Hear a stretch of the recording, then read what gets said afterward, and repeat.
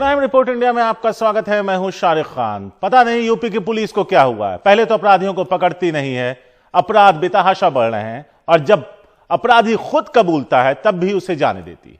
मामला गाजियाबाद का है। गाजियाबाद पुलिस का एक घिनौना चेहरा सामने आया है जिसमें उसने एक 9 साल की बच्ची के साथ हुए बलात्कार और हत्या को खुदकुशी बता दिया। वो भी तब जब आरोपी ने खुद कबूल किया कि उसके जीजा ने पहले 9 साल की बच्ची के साथ बलात्कार किया, फिर तार से गला घोंटकर उसे लटका दिया। उसके बाद भी पुलिस ने आरोपी को जाने दिया था। पुलिस की आरोपी के साथ पूछताछ का वीडियो सामने आया जिसमें वो मान रहा है कि बच्ची को लटकाने में उसने अपने जीजा की मदद की थी। यह घटना गाजियाबाद के लोनी में 1 अगस्त को घटी जब परिवार बच्चों को घर पर छोड़कर बाहर गया हुआ था। घटना के वक्त बच्ची की 6 साल की छोटी बहन घर पर ही थी और उसने एनडीटीवी को बताया था कि राजू और खालिद को उसने बहन को मारकर लटकाते देखा था। 7 अगस्त को पिता की शिकायत के बाद हत्या का मामला दर्ज किया गया। पुलिस दलील दे रही थी कि पिता के साथ नहीं ले जाने से नाराज बेटी ने फ्रिज पर चढ़कर फांसी लगा ली। दबाव के बाद अब पुलिस आरोपियों की तलाश कर रही है, जबकि मासूम बच्ची को न्याय दिलाने के लिए लोग कैंडल मार्च निकाल रहे हैं। ठीक है, तब मैं ऊपर था, मैं ऊपर से नीचे आया। ठीक है सर, इसने मुझे बुलाया, खालिद नीचे आ जा। ठीक है, मैं नीचे गया। अब मैं सर आपको बिल्कुल जो इसने मुझे सर और सर इसने मुझे धमकी दी है कि तूने अगर बता दिया तो मैं तुझे जान से मार दूंगा, यहाँ से तुझे जाने नहीं दूंगा, तुझे जान से मार दूंगा। ठीक है सर, इसने मुझे ये धमकी दी, मैं इसलिए सर और नहीं बता रहा। ठीक है, अब मैं आपको जो भी बात है आपको सर सच से बता रहा हूँ। इसने मुझे नीचे बुलाया, नीचे बुला के इसने ये जब मुझे नीचे बुला रहा था तो ये लड़की के साथ में जो मतलब लड़की के साथ में रेप कर रहा था। ठीक है सर, इसने लड़की के साथ में बहुत ही गंदा सलूक किया सर। क्या किया उसके मतलब सर बोल दूं? बोल किसने? हाँ अच्छा। राजू ने।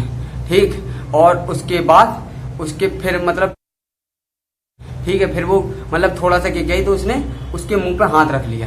ठीक है, फिर वहीं पे तार था, तार फ्रिज के पास में फ्रिज है वहां पे सर तार था।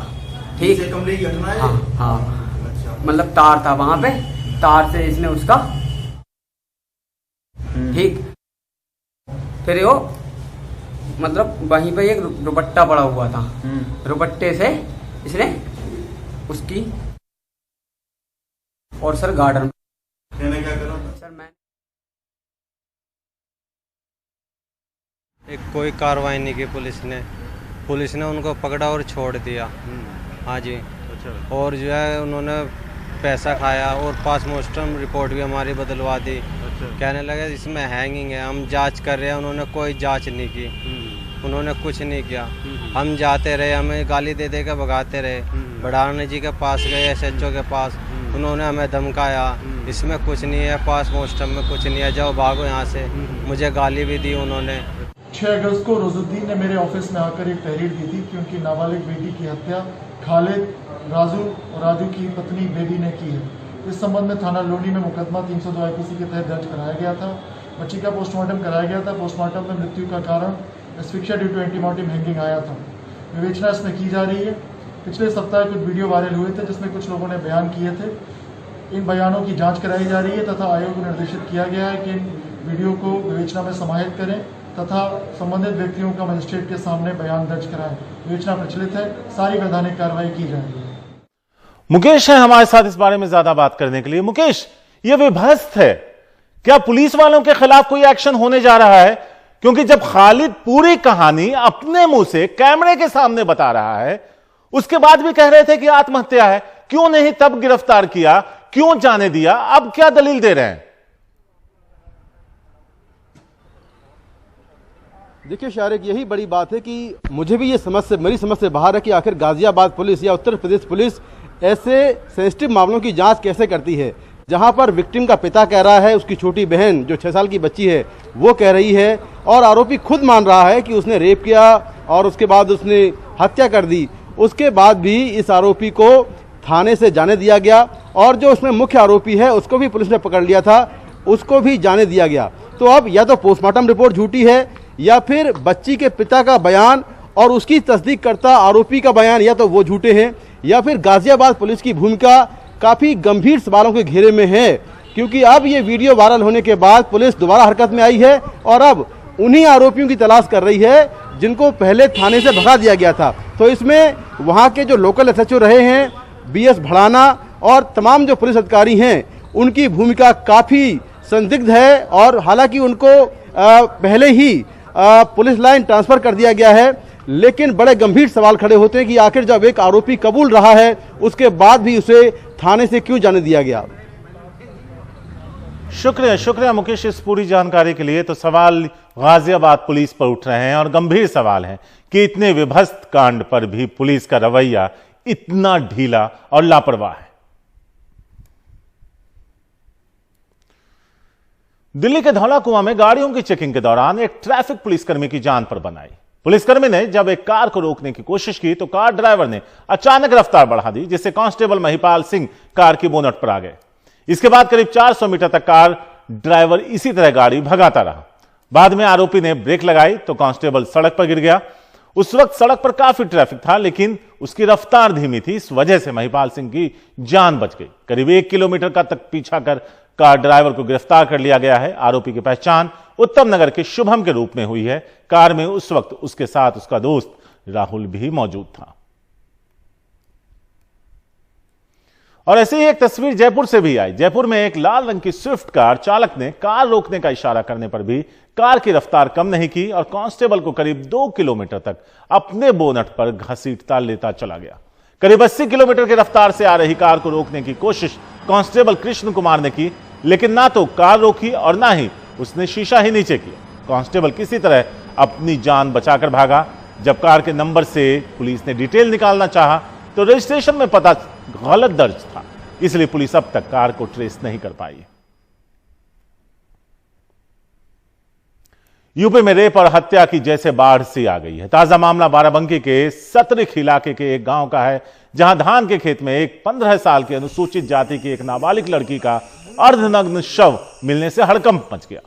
लड़की के परिवार ने बताया इस अपराध में 3 से 4 लोग शामिल हो सकते हैं। पुलिस ने शव को पोस्टमार्टम के लिए भेज दिया है।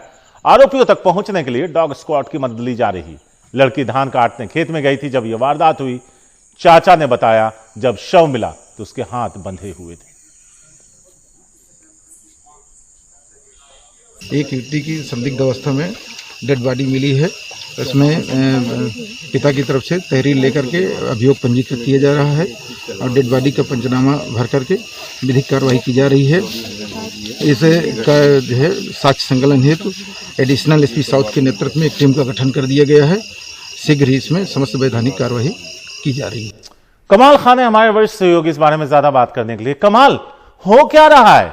2017 में जब यूपी में बीजेपी की सरकार आई थी तो जंगल राज खत्म करने का नारा दिया गया था। गाजियाबाद की खबर अभी हमने दिखाई। हर दिन कहीं ना कहीं से इस तरह के मामले सामने आ रहे हैं जो पुलिस और प्रशासन पर गंभीर सवाल उठाते हैं। हाँ बिल्कुल, देखिए, और ये जो मामले सामने आ रहे हैं सरकार के लिए बहुत बड़ी चिंता का सबब भी हैं। चीफ मिनिस्टर ने इसके लिए एक अलग से मीटिंग भी कर ली है और ये सारे जिले जहां इस तरह के कांड सामने आ रहे हैं वहां के अफसरान को सख्त हिदायत दी है और उन्होंने कहा है कि महिलाओं के खिलाफ जो अपराध हो रहे हैं उनको रोका जाए और अगर हो जाए तो जल्द से जल्द अपराधियों की गिरफ्तारी की जाए। लेकिन आप देखिए, चित्रकूट में एक लड़की फांसी लगा लेती है। उसके लिए भी कहा गया कि वो शौच के लिए गई थी, थोड़ा जंगली इलाका था घर के पीछे थोड़ी दूर पे, और वहां पे उसके साथ रेप हुआ, हाथ पैर बांध दिया, ऐसा परिवार के लोगों का आरोप है। अभी उसने फांसी लगा ली क्योंकि उसकी एफआईआर नहीं हुई थी। जिन्होंने एफआईआर नहीं की वहां पे आईजी ने जाके 2 पुलिस वालों को सस्पेंड किया। गोंडा में 3 बच्चियां नाबालिग अपने घर के ऊपरी मंजिल पे सो रही थी, घर में घुस के उनके ऊपर तेजाब फेंक दिया गया।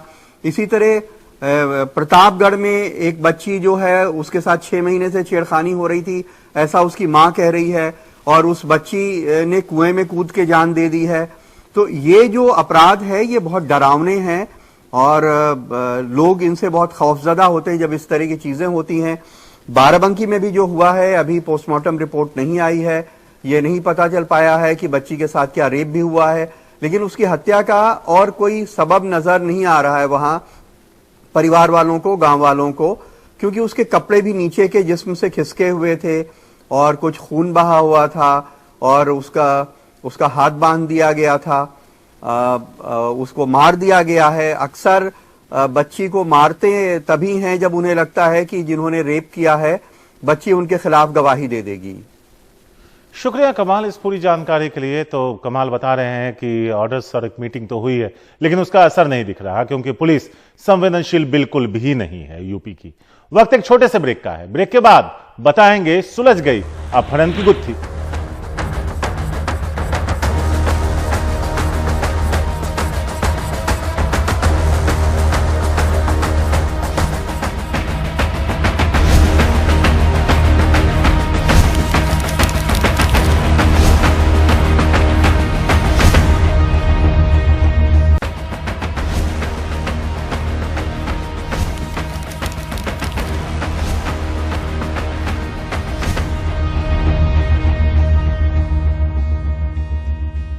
ग्यारह अक्टूबर शाम को मुंबई के मलाड से अगवा किए गए राकेश पांडे मामले में पुलिस ने 5 लोगों को गिरफ्तार किया। मामले की जांच कर रही क्राइम ब्रांच को सीसीटीवी से एक की पहचान करने में कामयाबी मिली, जिसके बाद यह गिरफ्तारी हो पाई।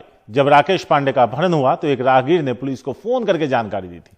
दूसरे दिन कारोबारी नासिक के गोटिक के पास से मिल गया लेकिन उसने आरोपियों के बारे में कोई जानकारी नहीं दी। जांच में पता चला गिरफ्तार मुख्य आरोपी सुनील कोरदे के खिलाफ 10 आपराधिक मामले दर्ज है। सुनील के पिता ने राकेश पांडे ने किसी काम को करवाने के लिए मोटी रकम ली थी लेकिन ना तो उनका काम करवाया और ना ही पैसे वापस दिए, जिससे नाराज होकर उसने अपने 4 लोगों की मदद से पांडे को अगवा करवा लिया और धमकी देने के बाद उसे छोड़ दिया। सुनील सिंह है हमारे साथ इस मामले में ज्यादा बात करने के लिए। सीधे सुनील के पास चलते हैं। सुनील, तो मामला इस तरह से समझें कि जो पांडे है उसके ऊपर भी कई मामले दर्ज थे, वो पैसे वापस नहीं कर रहा था ना काम करवा रहा था। ऐसे में फ्रस्ट्रेशन में उस परिवार ने इनको अगवा करके धमका करके कहा पैसे वापस कर दो और घर जाओ। अब सबकी गिरफ्तारी हो गई है।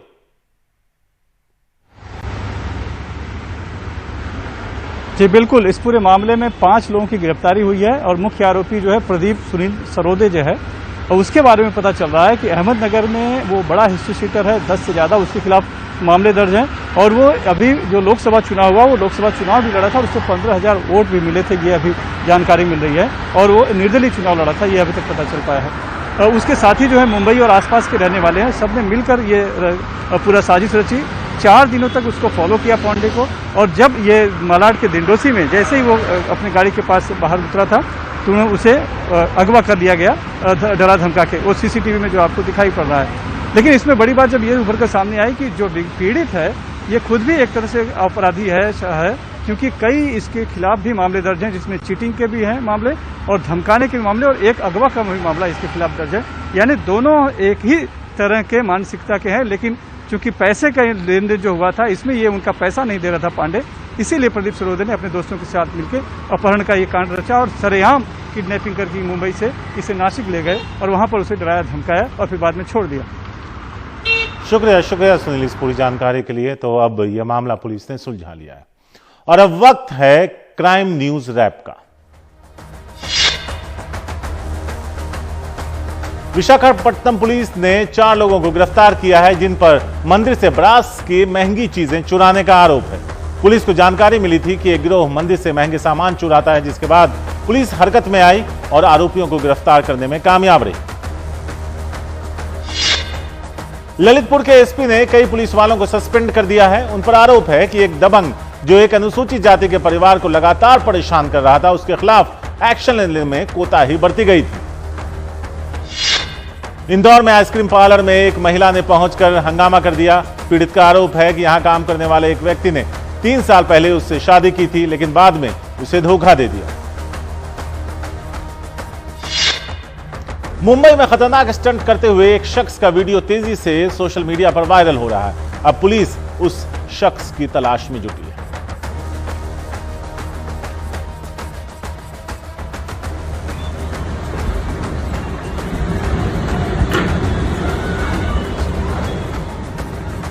तो क्राइम रिपोर्ट इंडिया में आज इतना ही। हमें दीजिए इजाजत। नमस्कार।